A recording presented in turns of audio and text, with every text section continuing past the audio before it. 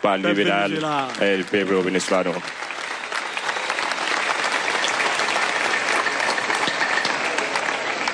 Jodi nous prend la parole en créole. Parce que c'est langue ça qui te soude nous ensemble pour nous libérer tête nous en bas système esclavagiste là. Hoy estamos tomando la palabra en un idioma, la única idioma de los africanos en ese continente. Es el idioma que le da la independencia a todo ese continente. Es el creol. Nous pas qu'à prendre la parole pour ne pas demander peuple vénézuélien pardon, pour ne pas demander président Maduro pardon. No podemos tomar la palabra sin pedirle disculpas al pueblo venezolano y al pueblo y al presidente Nicolás Maduro. Disculpa, presidente. Non, pas haïtien, président Maduro.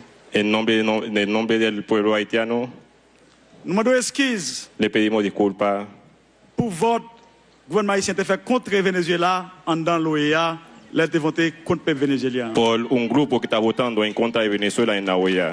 Pedimos disculpas al pueblo venezolano. No podemos estar votando en contra de Venezuela.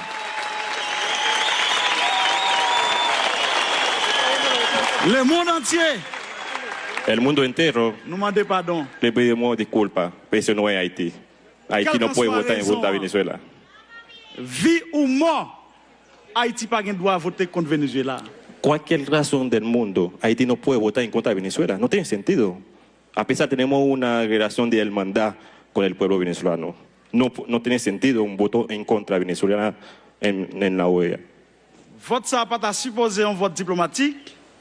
Ese voto no puede ser un voto de diplomático. Ni un vote économique. Ni un voto económico. Mais il un vote historique. Debe ser un voto histórico y de solidaridad.